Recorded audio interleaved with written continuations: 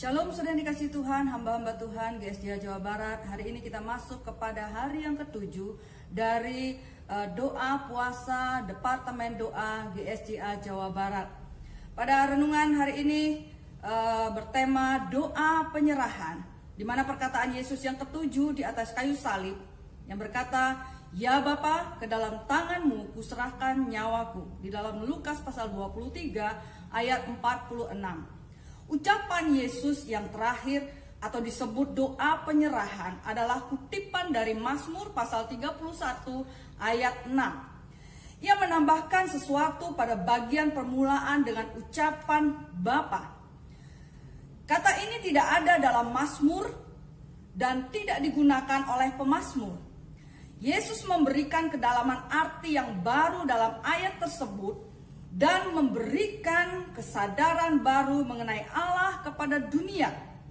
Ungkapan pertama dan terakhir diawali dan diakhiri dengan panggilan Bapa.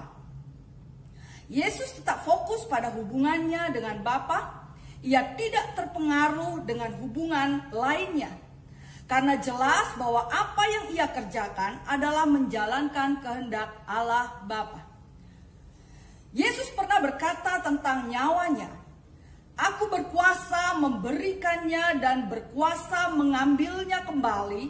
Dan Yesus menjelaskan, "Tidak seorang pun yang mengambilnya daripadaku."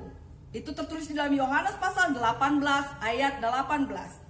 Berarti tidak ada seorang pun yang baik manusia, penguasa dunia, utusan kegelapan, termasuk iblis, berkuasa atas nyawa Yesus. Ia tetap Tuhan di atas segala hal dan tidak ada yang dapat menang atas Dia. Saudara dikasih Tuhan Yesus Kristus, beberapa hal penting yang perlu kita ketahui tentang kebenaran ungkapan ini adalah, yang pertama adalah, "Ya Bapa, ke dalam tanganmu kuserahkan nyawaku." Bukanlah pernyataan kekalahan, melainkan penyerahan dirinya secara total kepada Bapa. Di dalam Lukas pasal 23 ayat 46. Yang kedua, "Ya Bapa, ke dalam tanganmu kuserahkan nyawaku." Bukanlah pernyataan ia lemah dan tidak ada kekuatan lagi, melainkan Yesus menunjukkan kerendahan hatinya kepada Allah dan taat sampai mati. Itu tertulis di dalam Filipi pasal 2 ayatnya yang ke-8. Dan yang ketiga dikatakan, "Ya Bapa, ke dalam tanganmu kuserahkan nyawaku."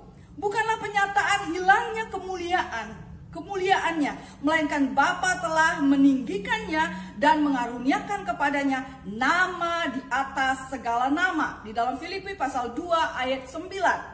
Dan yang keempat, pernyataan itu berkata, "Ya Bapa, ke dalam tanganmu kuserahkan nyawaku."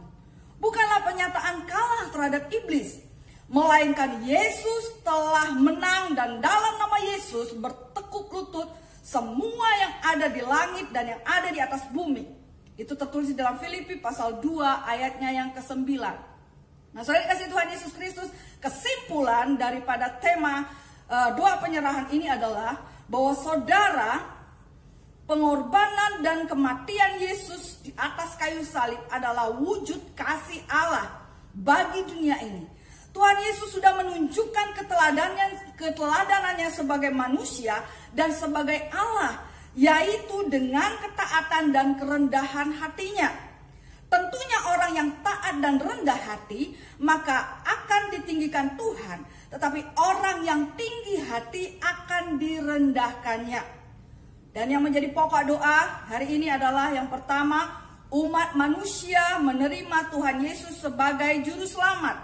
Yang kedua, umat manusia menghargai akan pengorbanan Yesus dengan hidup dalam ketaatan. Dan yang ketiga, umat manusia memiliki pengharapan keselamatan hanya dalam Yesus. Dan yang terakhir, yang keempat adalah umat manusia menjadi saksi Kristus di akhir zaman ini. Puji Tuhan, kiranya renungan firman Tuhan ini memberkati kita semua. Shalom.